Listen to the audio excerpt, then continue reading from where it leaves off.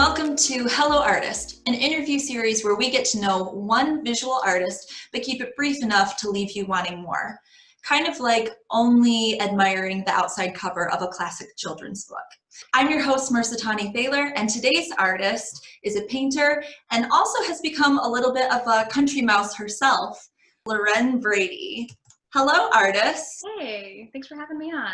Absolutely, thank you for being here. So here's how it's gonna work. I'm gonna give you 4 quick questions and then we'll do a speed round. Awesome, sounds great.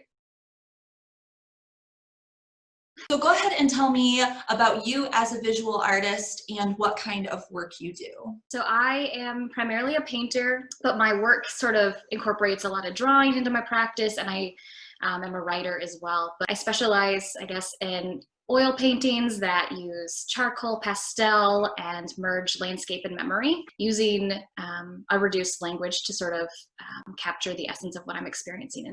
Do you incorporate text into your work visually then?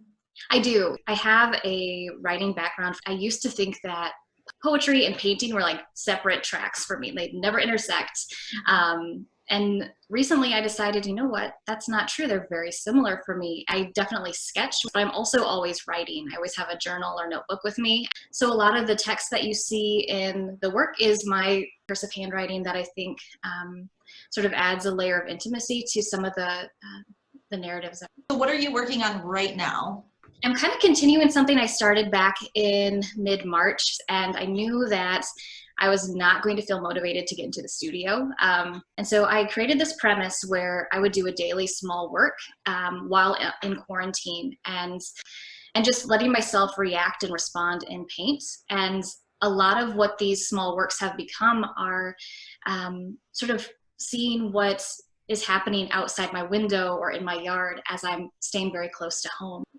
So my work right now has been just slowing down and noticing, responding, and reacting, and sort of meditating on the everyday of nature.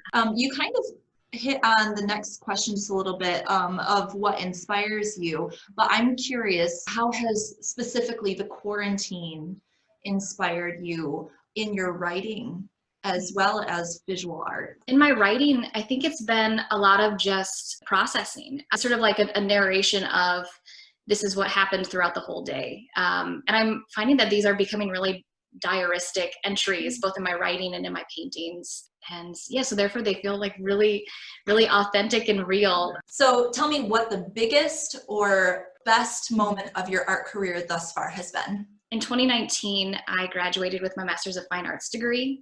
I wanted to sort of delve into my practice more, and then I also wanted to teach. In January, I got into a show that was like a collaboration with Create Magazine and Hastings College, and it was huge. I was like blown away that I, was accepted into it. The high point really from then on has been this momentum that I've gained, and I think it's because right now I'm feeling like my work is more honest and authentic than it's ever been. I don't know, as artists, I think we always can guess. We're always prone to wondering, you know, if this is our work, if this work is enough. And I think for the first time, I'm hearing my voice, seeing my voice, and trusting it.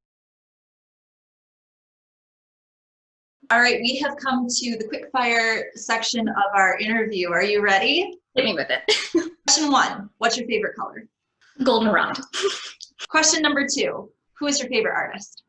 Tie between Richard Diebenkorn and Firenze Lai, female artist from Hong Kong who is a killer. She's amazing. Question 3, what is your favorite part of your creative routine? I think it is sitting on my studio floor and looking at my work after I've had a really energizing and productive day in the studio. And the last question is just for me. What movie are you embarrassed that you love? All of the scary movies, like the Scary Movie series. I don't know why, but I just giggle like a little middle schooler through the whole thing. They're so disgusting, and why would I know? So as we wrap up, where can people find you, and do you have anything that you wanted to plug right now? Sure. So I use my Instagram account at Lauren Brady Arts sort of as my portfolio site. You can go to my website, laurenbradyart.com, to check out some of my older and current works and installations. I recently was accepted into the South Bend Museum of Art's juried exhibition called Making a Way. And it's sort of showcasing artists and what they've been doing during the COVID-19 pandemic. And it's a museum show in South Bend, which is actually where I grew up. So it feels kind of like a homecoming. So that'll be online in June, and there will be a reception, I think, later in the fall. All right, well, thank you so much for being here with me today. I really appreciate you joining us and getting to talk to you kind of on the cusp of this, this upward swing. Feels like a real treat. Thank you so much for having me and for asking thoughtful questions. It's really cool. I love this project you're doing. Oh, thank you so much. And thank you so much for joining us today. You can find Lauren's information and website below, and be sure to join us next time where we get to say hello to one more artist.